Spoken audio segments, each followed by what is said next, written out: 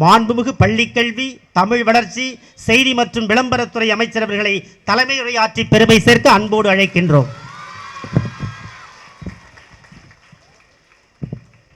அனைவருக்கும் வணக்கம். ஊடக நண்பர்களுக்கு அன்பு வேண்டுகோள். கேமரா ஃபிக்ஸ் பண்ணிட்டோம், போடியமில் தான் இனிமேல் பேச போகிறோம். எங்கள் கண்மணிகளை நாங்கள் கொஞ்சம் பார்க்கணும், மறைக்காமல் கொஞ்சம் அப்படி தள்ளி நின்றுட்டிங்கன்னா கேமரா அப்படியே இருக்கட்டும் ப்ளீஸ். அதே போல் விழா உரை புரோட்டோகால் படி தொடங்கிறதுக்கு முன்னாடி ஒரு தொகுப்பாளராக மிக சிறப்பாக நல்ல தமிழில், நானே உங்களுக்கு தெரியும் ஒரு தொகுப்பாளராக சின்ன சின்ன மேடைகள் பேசி தான் வந்தவன், நல்ல தமிழில் நம்மளுடைய அண்ணன் வந்து தொகுத்து வழங்குறார். அவர் ஒரு பெரிய கைத்தட்டல் தாங்க. அவர் தமிழுக்கு நிச்சயமாக இன்னொரு பெரிய விழாவில் அண்ணனை போன்ற மனிதர்களாக நம்ம பயன்படுத்துகிறோம். என்னுடைய டைரக்டர்ஸ் இருக்காங்க. ஆனரபிள் சீஃப் மினிஸ்டர், மாண்புமிகு தமிழ்நாடு முதல்வர் அண்ணன் சி. ஜோசப் விஜய் அவர்களினுடைய ஒரு நல்ல விழாவில் ஐயாக்கு நீங்கள் ஒரு வாய்ப்பு ஏற்படுத்தி தாங்கிறது கேட்டுக்கல. அண்ணன் ஃபிக்ஸ் பண்ணிட்டு கொஞ்சம் வந்துடலாண்ணே, இப்படி வந்துடுங்க. செல்வா சார் கொஞ்சம் கோஆர்டினேட் பண்ணிடுங்க. அனைவருக்கும் அன்பு தமிழ் வணக்கம். மதிப்பிற்குரிய மாண்புமிகு பொதுப்பணி மற்றும் விளையாட்டு மேம்பாட்டுத்துறை அமைச்சர், என்னுடைய அன்பு சகோதரர், ஆற்றலாளர், சிந்தனையாளர், பல்வேறு சிறப்பான நடவடிக்கைகளை தனது துறையில் எடுத்து வந்து கொண்டிருக்கக்கூடிய புரட்சிகர சிந்தனையாளர் அன்பு சகோதரர் திரு ஆதவ் அர்ஜுனா அவர்களுக்கும் நல்லா கை தட்டலாம். உங்களை பார்க்கறதுக்கு தான் ஓடோடி வந்திருக்கார்.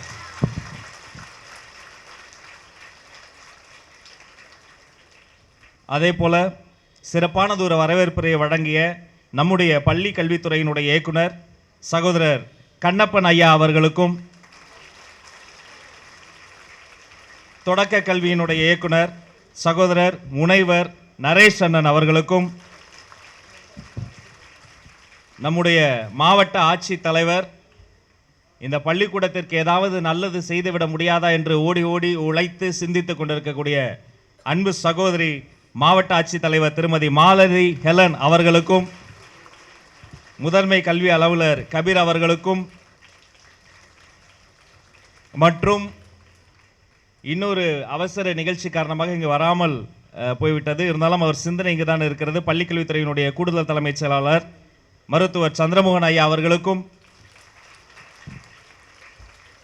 எங்கோ பிறந்து எங்கோ வளர்ந்து தமிழ்நாட்டில் இருக்கக்கூடிய எழும்பூரில் இருக்கக்கூடிய எங்க கண்மணிகள், எங்க சிங்க பெண்கள் உங்களுக்கு நல்லது செய்யணும்னு நினைத்திருக்கக்கூடிய ஹண்டாய் மொபைல்ஸினுடைய ஹியூமின் ஹோ அவர்களுக்கும், ஊடக நண்பர்களுக்கும், ஆசிரியர் பெருமக்களுக்கும், எங்க ஐயா கலாம் கண்ட கனவை நனவாக்க போகிற மாணவிகள் உங்கள் அத்தனை பேருக்கும் அன்பு தமிழ் வணக்கம். இனிய நாள் இது, இன்ப நாள் இது. நான் வரும்போதே சிந்தித்த ஒன்று தான், இன்னைக்கு நான் குறைவாக தான் பேசணும், ஏன்னா நிறைய பேசிட்டு இன்னைக்கு செயலில் காட்டி கொண்டு இருக்கிறோம். இன்னைக்கு 70 லட்சம் ரூபாய் மதிப்பிலான பெஞ்ச், டெஸ்க், அதையெல்லாம் நம்மளுடைய உபகரணங்களை எல்லாம் நம்முடைய ஹண்டாய் மொபைல்ஸ் நிறுவனம் வந்து நமக்கு கொடுத்துருக்குறாங்க. நம்முடைய ஒரு பள்ளிக்கூடம் மட்டும் கிடையாது, எனக்கு தெரிந்து தமிழ்நாடு முழுக்க கிட்டத்தட்ட சற்றொப்ப 7 கோடி ரூபாய்க்கு இந்த கல்விக்கான உபகரணங்களை தந்த அவர்களுக்கு நம்ம ஒரு அரங்கம் நிறைந்த கைத்தட்டல் தரணும். My sincere thanks to Mr. Humin Ho. Thank you so much, sir. Thanks for your continuous support.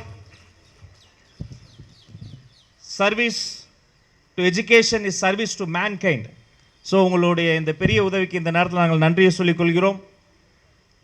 இப்போ உங்களுக்கு நான் ஒரு செய்தி, உங்களை பார்க்கும்போதே ரொம்ப சந்தோஷமாக இருக்குது. காலையிலே வீட்டிலேருந்து கிளம்பி ரெட்டச்சடை போட்டு ரிப்பன்லாம் கட்டி இன்றைக்கி எங்கள் ஸ்கூலில் ஒரு ஃபங்க்ஷன் அப்படின்னு அப்பா அம்மா கிட்டலாம் சொல்லி சந்தோஷமாக வந்து உட்காந்துருப்பீங்க. இது மாதிரி குட்டி குட்டி விழாக்களில் போய் நானும் உட்காந்துருக்கேன். ஆசையாக இருக்கும், கீழே இருந்து பார்ப்பேன், மேடைக்கு மேலே யாரோ வருவாங்க, பெரிய பெரிய பேச்சாளர்லாம் வருவாங்க. நீங்கள் கடல்களை தாண்டலாம், மலைகளை தாண்டலாம், எவ்வளோ பெரிய தடைகளையும் தாண்டலாம்பாங்க. ஏன் மைண்டு வயசு, நான் 10ஆம் கிளாஸ் தாண்டறதுக்குள்ளேயே என்ன ஆவன்னு தெரியலையே, அப்படி பயந்துக்கிட்டு உட்காந்துருப்பேன். அப்போ எங்கள் டீச்சர்ஸ் வந்து என்கரேஜ் பண்ணுவாங்க, போடா மேலே போய் நீ வந்து பேசு, நீ தான் நல்லா பேசு. ஐயோ வேணாம் டீச்சர், பயமாக இருக்குமே, போடா மைக்கு பிடிச்சி பேசிடாமாங்க. இப்போ போய் நான் பேச ஆரம்பிப்பேன். சின்ன சின்ன விழாக்கள் கொடுத்தாங்க. ஒரு நீராறும் கடலுடுத்த தமிழ்த்தாய் வாழ்த்து பாட வாய்ப்பு கொடுத்தாங்க. அப்புறம் ஒரு வரவேற்புரை கொடுக்க வாய்ப்பு கொடுத்தாங்க. வர்ணனை செய்ய வாய்ப்பு கொடுத்தாங்க. ஏதோ ஒரு லாஸ்ட் பெஞ்சில் உட்காந்துக்கிட்டு என்ன செய்யறதுன்னு தெரியாமல் இருந்தேன். என்னுடைய ஆசிரியர் பெருமக்கள் தான் மீண்டும் மீண்டும் வாய்ப்புகளை கொடுத்து என்னை பேச வைத்தாங்க. நம்ம அப்பா அம்மா இருக்காங்க பாருங்க, இந்த பள்ளிக்கூடத்தில் உங்களை சேர்த்தப்ப எப்படியாவது என் பொண்ணை காப்பாத்துறங்க, தன் குழந்தை ஜெயிக்கணும்னு நினைச்சா அப்பா அம்மா, தன்னிடம் படிக்கிற எல்லா குழந்தையும் ஜெயிக்கணும்னு நினைச்சா அவங்க தான் ஆசிரியர்கள், டீச்சர்ஸ். அவர்களினுடைய கவனம் முழுக்க உங்க மேலதான் இருக்கும். பதிலுக்கு நீங்க செய்ய வேண்டியது ஒண்ணே ஒண்ணுதான், உங்களுக்கு வேணுங்கிற எல்லாத்தையும் நாங்க செய்வோம். உங்களுக்கு தேவைப்படுற அடிப்படை வசதிகள், கல்வி சார்ந்த விஷயங்கள் அத்தனை நீங்க கேட்கவே வேணாம், அது போட்டி போட்டு நாங்க செய்வோம். பதிலுக்கு நீங்க செய்ய வேண்டியது ஒண்ணே ஒண்ணுதான், என்ன தெரியுமா? உங்களுடைய தன்னம்பிக்கை வளர்த்துக்கங்க, தமிழ் ஆர்வத்தை வளர்த்துக்கங்க, தலைமைத்துவ ஆளுமை வளர்த்துக்கங்க. 3 விஷயத்தை நீங்க வளர்த்துக்கணும். முதல்ல என்னது? தன்னம்பிக்கை. என்னமா?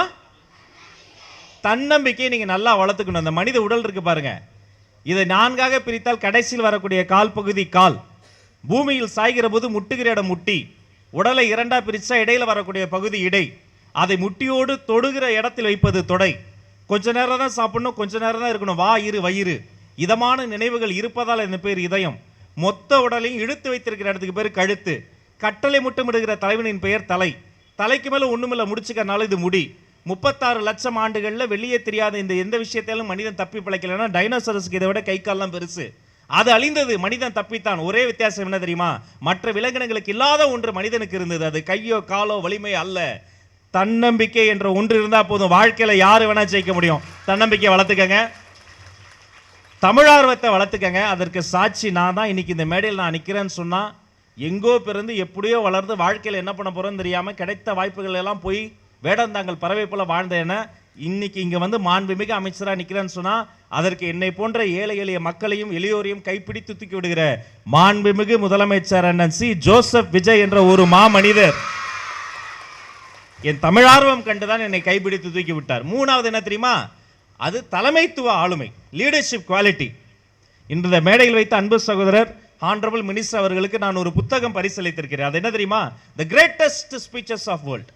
உலகத்தை உலுக்கிய உரைகள். ஒரு உரை என்ன பண்ணும்? உலகத்தையே உலுக்கிறோம். அந்த உரையை கேட்டு உலகத்தில் புரட்சி நடக்கும். அந்த உரையை கேட்டு உலகத்தில் சுதந்திர தாகம் வரும். அந்த உரையை கேட்டு உலகத்தில் பல பேருக்கு கண்ணீர் வரும். அப்படி ஒரு உரை உலகத்தையே மாற்றும். ஏன்? அந்த உரையை எழுதுனது இலக்கியபூர்வமா இல்லை, எங்கோ இங்கிலாந்தில் பேசினது, ஆபிரகாம் லிங்கன் பேசினது, இங்க இருக்கிற தமிழ்நாட்டில் இருக்க எனக்கு உழுக்குதே, அதில் இருக்கிறது தலைமைத்துவம், லீடர்ஷிப் குவாலிட்டி. அப்படிப்பட்ட ஒரு புத்தகத்தை அவனை கொடுத்துரு. ஏன்னா அவருடைய உரைகள் அப்படி பல விஷயங்கள் நான் பார்த்து வியந்திருக்கிறேன். வெறும் அலங்காரமாக பேசுவது கிடையாது, வார்த்தை அலங்காரம் கிடையாது, சும்மா இலக்கியமா மட்டும் பேசுவது கிடையாது. அதில் ஒரு லீடர்ஷிப் குவாலிட்டி வேணும். அந்த லீடர்ஷிப் குவாலிட்டி நீங்க கத்துக்கணும். ஏன் தெரியுமா? இனி அடுத்து வரக்கூடிய விழாக்கள்ல நாங்க மேல இருந்து நீங்க கீழே இருந்து போதும், நீங்க மேல வந்து பேசணும், அதையெல்லாம் நாங்க பார்த்து ரசிக்கணும். நீங்க சீஃப் கெஸ்டா வரக்கூடிய அளவுக்கு நீங்க உங்களுடைய லீடர்ஷிப் குவாலிட்டி வளர்த்துக்கணும் சொல்லி உங்கள் அத்தனை பேருக்கும் நல்லதே நடக்கட்டும், நலமே சொல்லட்டும் என்று வாழ்த்தி விடைபெற்று செல்வது உங்கள் அன்பு சகோதரன் ராஜ்மோகன். நன்றி, தமிழ் வணக்கம்.